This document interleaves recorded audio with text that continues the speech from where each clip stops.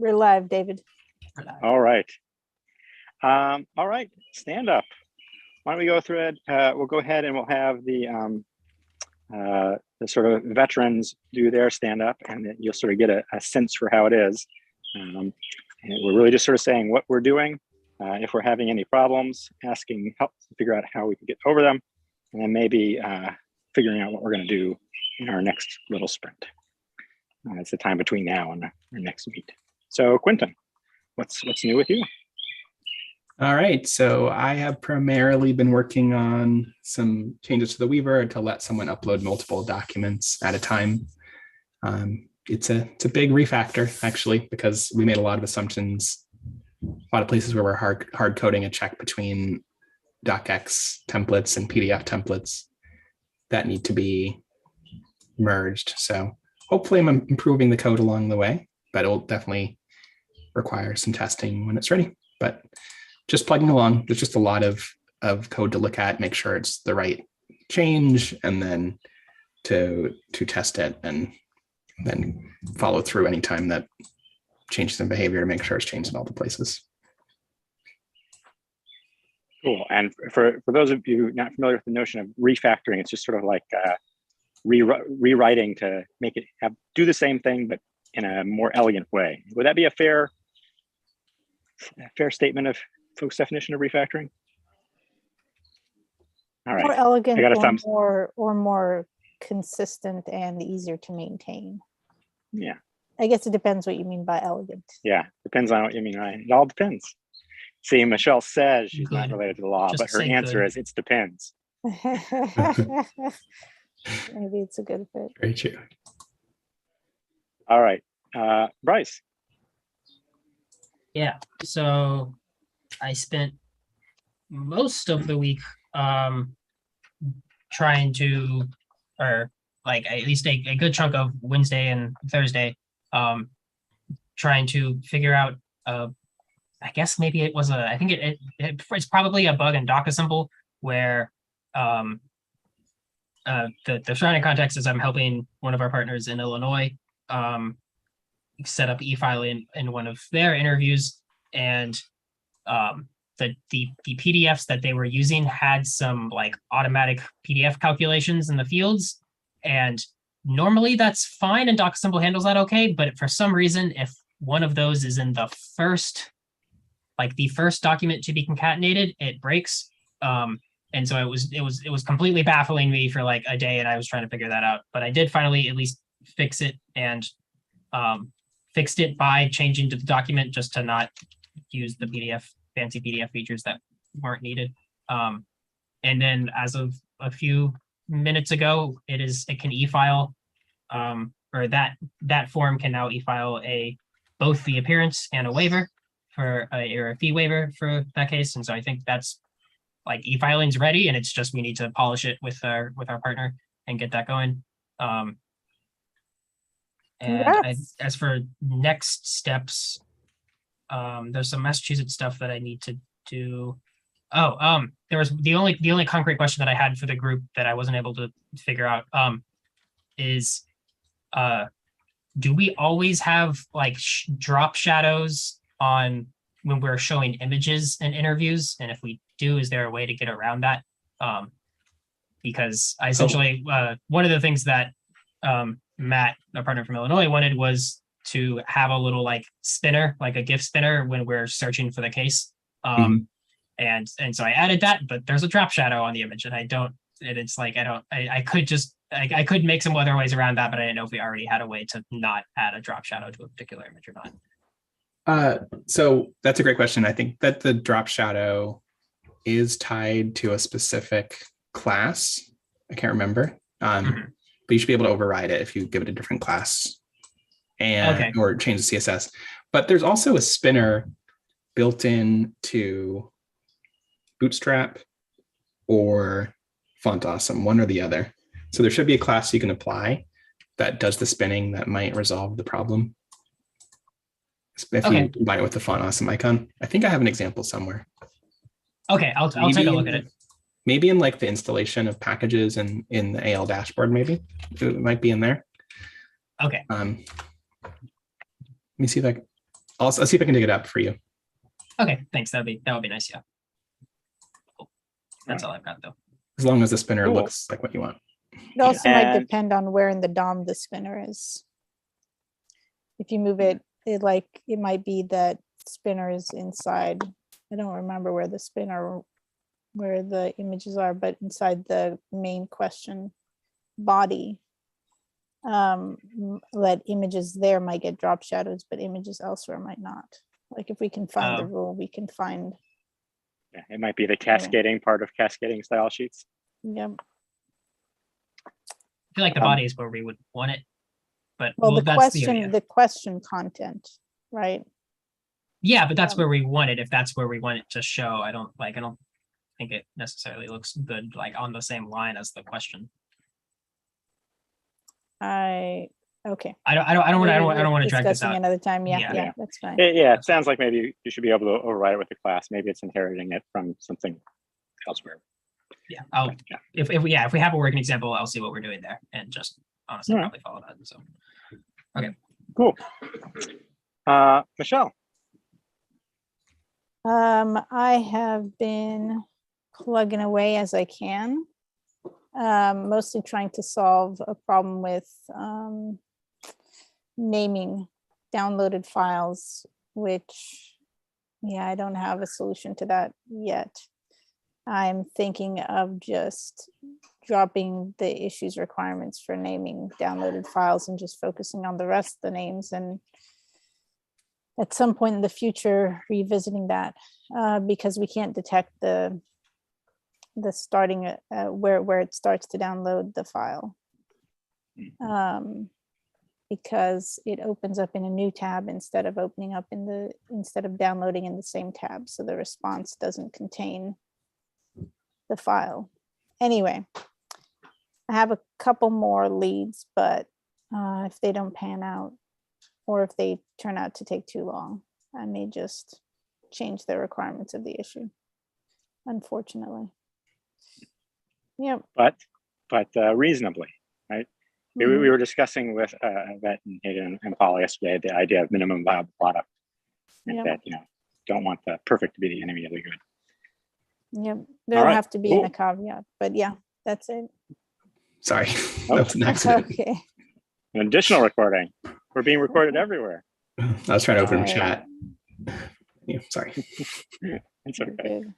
I was planning to sit down out here in the nice greenery, but I've just discovered the mosquitoes have come out, and the only way to keep them at bay is to keep moving.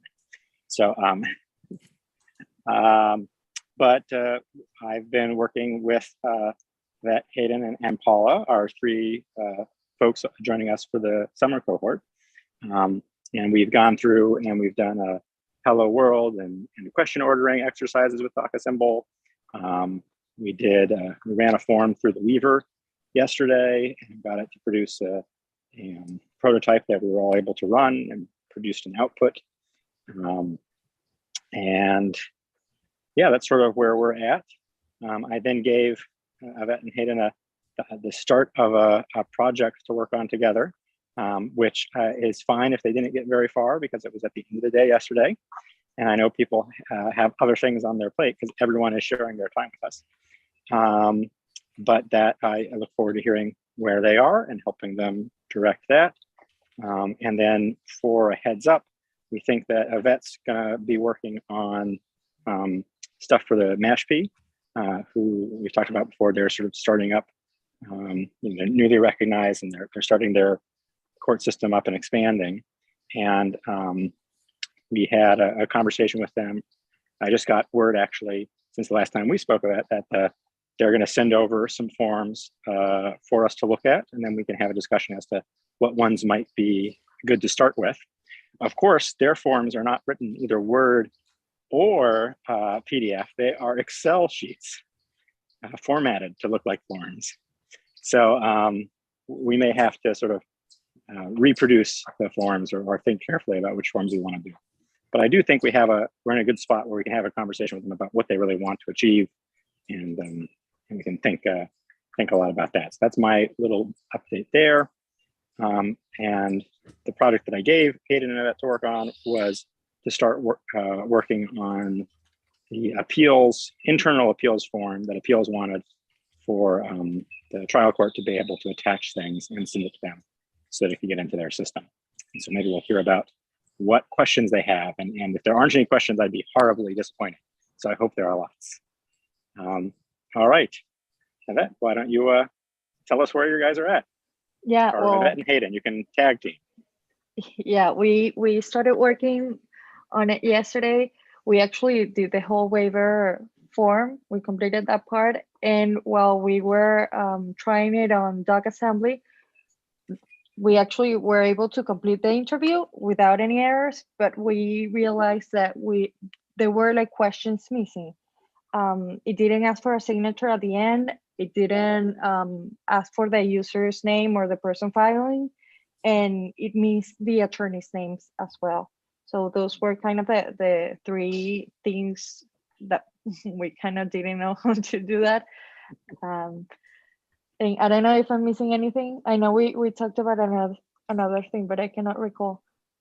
Oh, Yeah, there was a little, you can go for it.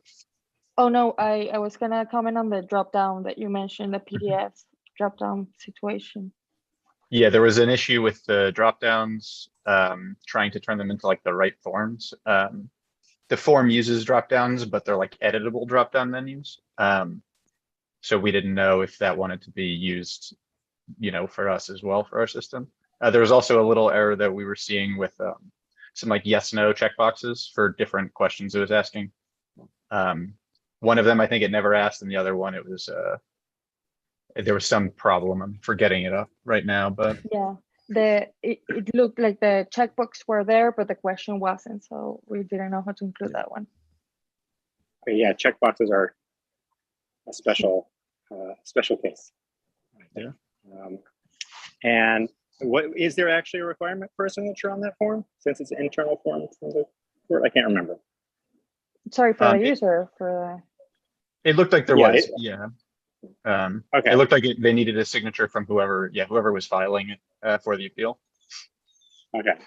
All right. Well, those all sound like things maybe we can take a quick look at. Let's just quickly pause and make sure there's nothing else anyone wants to bring up or talk about before we sort of get our hands dirty and maybe do a screen share. Yeah. Anything else folks want to get to? All right. I'm Well, good. then all right. Well, we have about 10 minutes before we do Casual Fridays. And we don't want to turn Casual Friday into Work Friday, at least not the first time you guys are hanging out. I guess I should ask, are you guys going to be able to stick around? Are you planning to stick around? It's entirely optional. Yeah, I could stick around. yeah, I can stick around for a bit. I have to get the desk, but I'm fine for a bit. Yes. Okay. Well, then let's work right up. Let's see what we can do in the next 10 minutes or so with what you have. So why don't you start off by one of you sharing your screen and showing us, let's start with the form. And then you can give us a breakdown of what your understanding of the form and the workflow is around it based upon the supplementary materials that were sent from the court. Yeah, I can bring it up in just 1 second. I was using a different computer and it was saved locally, so I'll just need to grab the form.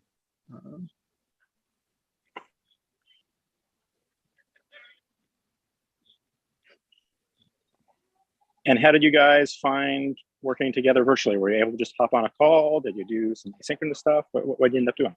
Yeah, we got on a call and Hayden was working on his computer. Since he's the one who's gonna be working on the interview for the most part, and we kind of walked through it together. It was fine, I think. We're good. Very good. Yeah, no, we talked about how it can be really useful sometimes to just be able to look over someone's shoulder. All right, Hayden, why don't you tell us what we're looking at? Yeah, so this is the form. It's an internal form to put something on appeal. It's just, a form that the court uses. Yeah, I don't know what other information to give about it. Well, talk a little bit about the workflow. Like, what sort of information is it asking for here? Yeah, so it's asking for where in the trial courts the document came from, like the docket number from the trial court, which department of court the trial court it was coming from, attorneys for both the plaintiffs and the defendant's name, their BBO number, or some contact information, some more sort of general case information, if information was impounded, if when dates on when the appeal was filed and when the initial trial proceedings started. And you have to make attachments to this. You have to attach like all of the sort of relevant documentation to this when you file it internally. So it also asks, if you're attaching anything, confirming that you'll attach it, those types of things. All right. Well, cool. I don't see a spot for a signature there, so I'm just curious if is there a spot for a signature? We thought Or- under date notice, like right clerk this Oh, yeah. year. Yeah, I wonder if they Maybe want that was a as misinterpretation. Rather like a Is title that that a you would fill in or name? something. I mean, is it, unless there's another place for the clerk to put their name, then Yeah. I'd imagine that would be a name, but maybe not.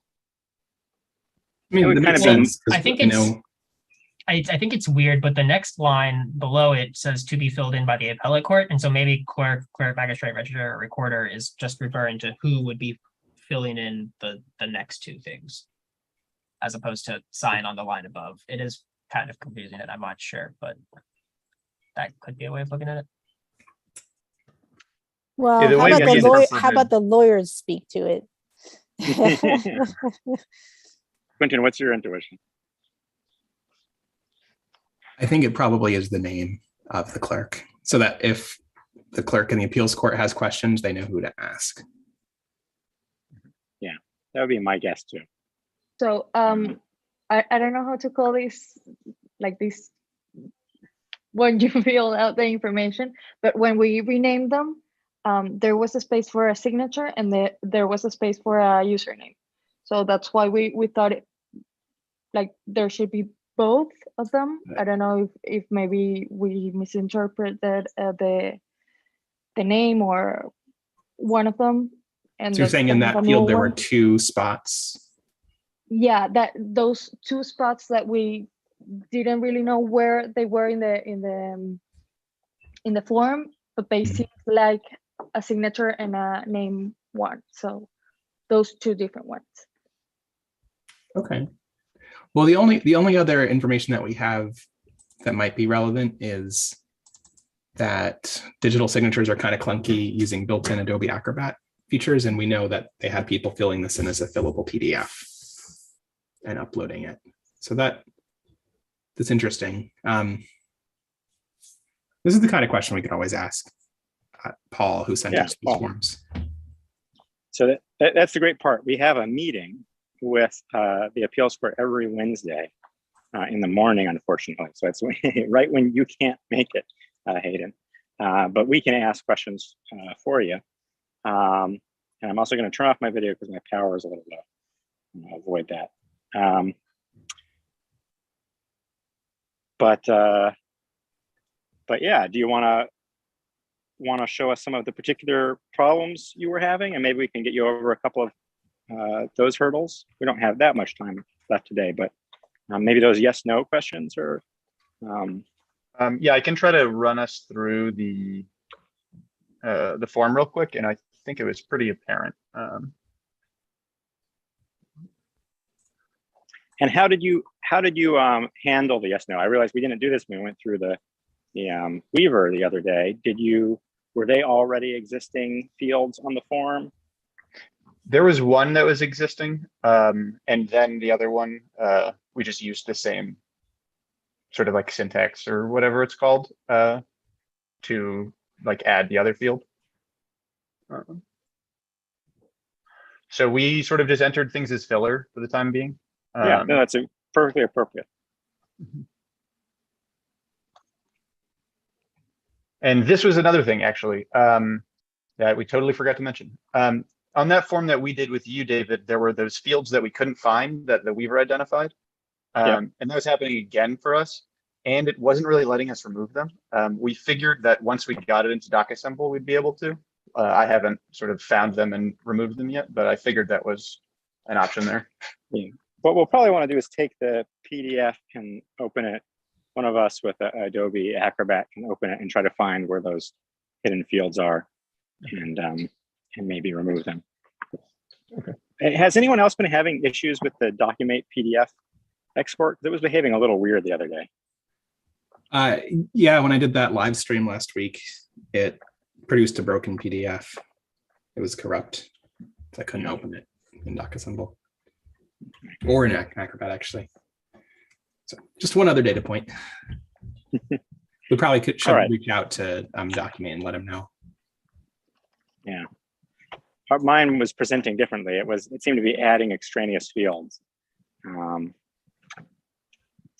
But when you click, one thing that's kind of unintuitive is you can resize a field, but if you just click and then try to drag. Oh, it might have added a field. Yeah, it adds a field anytime you click and try to drag that you might not see. Okay. I could try to just sort of like start over with it too and just rerun it through the Weaver to see now that I've, done it a couple of times. And with that in mind. You mean, you can also edit it the way that you're saying. You can edit it after the fact too. Yeah. Okay, cool. This was something also that I was wondering about. This is all the trial court stuff that I was asking about. It pre-selected a field here, but I don't know if it has all of the options that we actually want it to have. Since it could go from the appeals court to the SJC, I don't think it has the appeals court in this dropdown. It's actually only juvenile court, looks like, but yep. I think that can be fixed fairly easily. Mm-hmm. Yeah, it didn't seem like that was too complicated. And it was asking these questions too, and we never really prompted it to do this. I don't know if this was like built in too. I know that David, you had mentioned there are some fields or some pages that are just they just happen. Well, it makes assumptions based upon the answers to your question in the Weaver. Okay.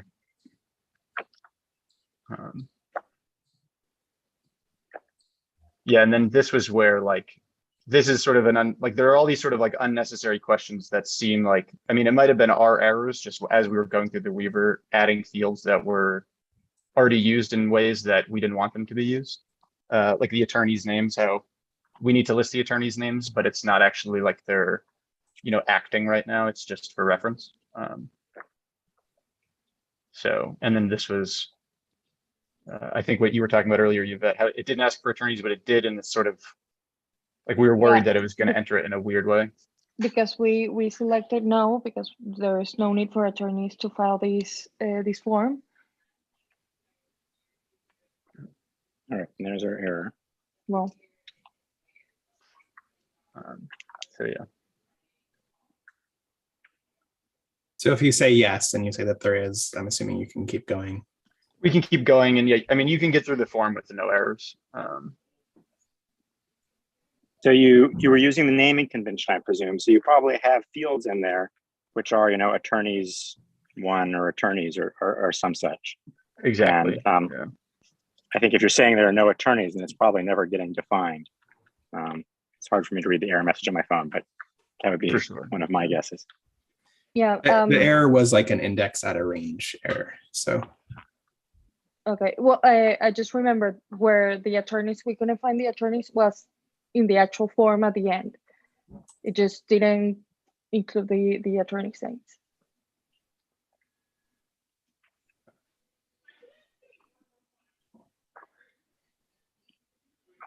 All right. Well, this is really cool that you were able to, in now less than 24 hours, have produced this.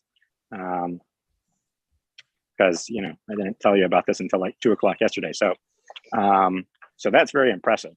Now, of course, the reality that's setting in now is you're like, okay, I made a thing, but this is not the thing I want to be the final thing. And so now we've got to figure out how to like sculpt this and turn it into that. Just because of the issues that are cropping up, it might be worth like doing a review of the PDF and really getting Yeah, I it think so. solid and going through the Weaver again with a kind of a more solid. The- or The one thing I want to make configuring. sure we do on that is that we handle the yes, no questions. They look like radio questions, radio buttons on the PDF. And I don't know what's the best practice for dealing with those on a PDF. I think there's supposed to be checkboxes last I checked, right, Quentin? Yes. Yeah, that's right. You should have to make them checkboxes. Unfortunately, radio buttons aren't supported by any way that we figured out with DocAssemble, at least. Bryce, I think you know better. It's like you can create them if you get into the PDF internals, but Adobe Acrobat doesn't let you create them in a way that's usable, something like that. Something like that, yeah. So I just wasted lots of your time. I was going through that sample we went through with you, David, the other day. This was the thing that we made. So that is, Okay. I'm so sorry. Well, that's why I was asking those questions. Yep. Yeah. No, that makes a lot more sense. And that's why it was just juvenile, because that form was just a juvenile form. Yeah. I So was this was wondering about that that. useless thing. Yeah. Trial court information. Okay, but your form looks sufficiently enough like that you didn't notice until now. Yeah. Is I mean, that I fair? think I was a little flustered because I had it open on a different computer when I first joined and That's my fine. webcam was working. So, Well, But yeah. well, that's fine then, because it means that you also produce something like that. So I do think the idea of going back over the PDF and what you'll need to do is delete the radio buttons and then add in checkboxes. Here's a question that I didn't ask either of yesterday. Do either of you have the Adobe Professional access to Adobe I don't. for editing No. PDFs? IT might Well, be that's- able to give them access, Yeah. but it would have to be on the IT compute, one of the Suffolk computers, actually. That's Yeah. not too much. Yvette, are you coming in for human rights at all? Like into the- Yes, on Tuesday, sorry. Okay, well, maybe we could see about, and they gave you a different clinical login, right? They haven't given me any logins. Oh, they They're haven't yet. still working on it, yeah. Okay, well, that doesn't speak well for our ability to quickly get you access to Adobe Pro. How about this? What you could do is you could try to do as much as you could with Document, and then you can hand it off to me and I can give it a quick look. But I think you'll want to remove the radio buttons, replace them with check marks, make that thing that we thought was a signature into just a name so that people can talk to the person. I have a feeling that the court might also like the idea of there being an email associated with that too. So maybe we could add an email contact. I don't know. That's a question we can ask Paul. But let's just get that form up and then rename. Sort of figure out what we want in the naming for the variables. And you can try to go ahead and name them in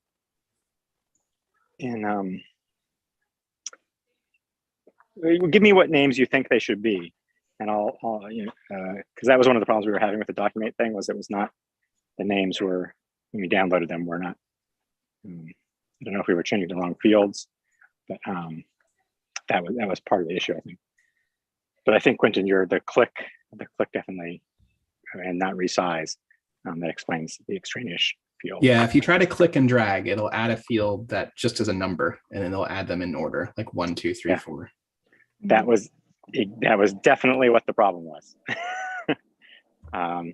So in that case, then I think you probably actually can try to do the naming on Document, because that was the thing that was giving trouble, was that it was giving this extraneous numbered field, which wasn't the right format and was throwing an error. And so you had to force a rewrite of the fields. So try to get a PDF that looks the way you think it should look. Share it in Teams. I'll give it a look. And then once we got it to a good spot, we can run it through the Weaver again. Of course, until that time, you can also be thinking about exactly how you want to frame the questions, what order you want things to go in, what other questions you might have for Paul. So what we should start doing is like collecting a set of questions we can ask Paul when we see him. So like, oh, do you want an email associated with this? Is this really a name? Is there any need to do a signature here? How much freedom do we have to change this form? Do you want to give us a docx instead of a PDF? I don't know, whatever questions we might have. And then we can ask them on Wednesday. I think the most important sort of like bit of business we want to handle before we move into Casual Friday is establishing a time that Yvette and Hayden and I we can all meet. Again, that's the beginning of next week, because I don't want it to be another week until we get to talk again. Quentin, you guys use this link for the deep dive on Mondays, don't you? We do. Yeah. Okay. So maybe what I'll do is I'll send out another link. And why don't we do a 12:30 on Monday? And then that'll be right when Hayden's first coming online, because he has work Monday morning, and that will be, yeah. The CSC actually changed my hours, so I'm not Oh. working Mondays anymore. Yeah, I have Mondays Oh, off, but then Tuesday to Friday I'll be 8 to 12:30. Okay. Well, so not Monday then, but 12:30. I can do any time Monday is what I mean to say. Yeah. Oh no. I'll- Yeah. No, I got that. Yeah, just not working Monday. Yeah. We should probably keep it at 12:30, because that's, I think, when Paula can do it during her lunch hour. So let's schedule Monday at 12:30. I will send out a new link, because if we use this link, we interrupt a meeting already in progress. And what we'll hope to have done by then is maybe you guys can clean up the PDF a little, and you can have read through the workflow some more and start thinking about if there's anything special you want to think about, how, what the order of the questions should look like, what prompts. The thing that I think Paul was really excited about was that the form itself was pretty sparse as far as instructions are concerned. And that's what some of those supplementary documents were. And he was hoping that you'd be able to work in sort of almost like a just-in-time training for the user of the form. So they come without knowing anything, and then it asks them for questions and tells them what they're going to need and just walks them through the process. So it's really using the interview as a way to sort of navigate that complexity and almost do like a just-in-time training. So think about what you think that would look like. And that's probably good for the two of you to have like some conversation, and that could be synchronous or asynchronous between now and then. But I think we've long overgone the work part of this call. So is there anything else anyone wants to bring up under official business? No, I'm good. Everyone else seems to be shaking their heads. All right.